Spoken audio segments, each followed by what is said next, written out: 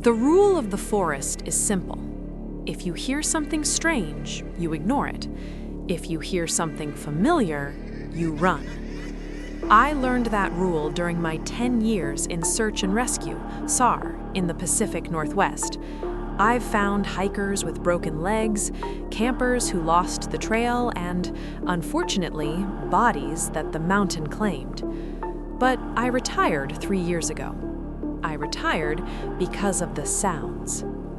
Last Tuesday, I was driving my truck down a logging road near the Cascades, taking a shortcut to my cabin. It was raining, that heavy gray sheet of rain that turns the world into a blurred watercolor painting. The sun had set an hour ago, leaving the forest in absolute pitch blackness, illuminated only by my high beams cutting through the mist. I had the radio off. I liked the silence. Then I heard it. Even over the rumble of the engine and the drumming of rain on the roof, it cut through. A high-pitched, rhythmic wail. I slammed on the brakes, the truck skidding slightly in the mud. I rolled down the window and killed the engine. Silence returned to the woods, save for the rain. Wah! Mommy! Wah! My stomach dropped. It was a toddler, a baby, maybe 2 or 3 years old. It sounded distinct, clear, and terrifyingly close. We were 20 miles from the nearest paved road. No campgrounds were open this late in the season.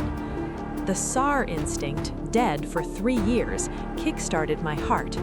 I grabbed my heavy Maglite flashlight from the glove box, zipped up my raincoat, and stepped out into the mud. "Hello?" I shouted, my voice cracking. "Is anyone there?" "Mommy! Mommy, help!"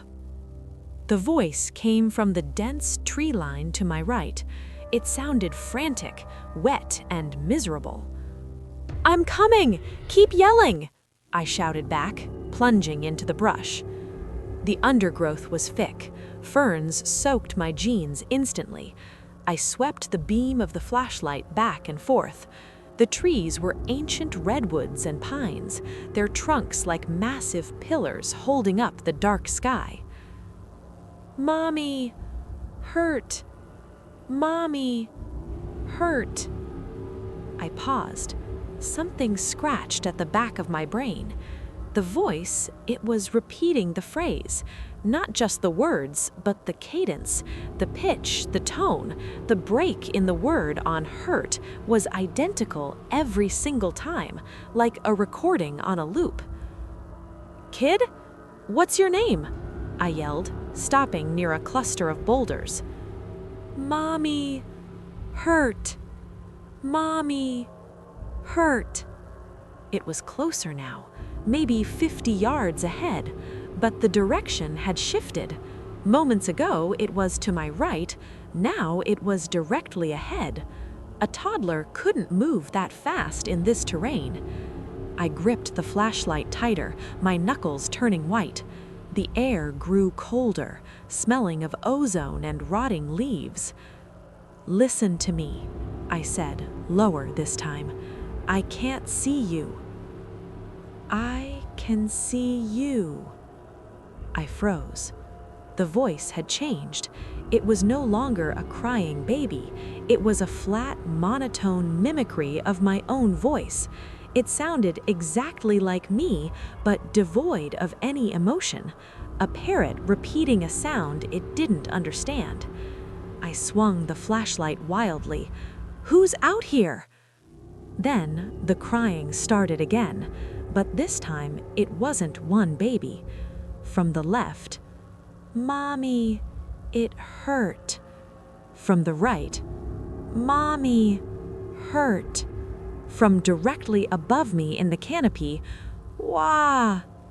It was surround sound, a chorus of sobbing children, all overlapping, all playing at slightly different speeds. I realized then that I wasn't looking for a lost child. I was the one being herded. I turned around, my boots slipping on the wet pine needles, and I ran. I didn't care about the thorns tearing at my face. I didn't care about the twisted roots trying to break my ankles. Behind me, the crying stopped abruptly. It was replaced by the sound of heavy, wet thuds. Thump, thump, thump. Something massive was moving through the trees, breaking branches as thick as my arm, keeping pace with me effortlessly.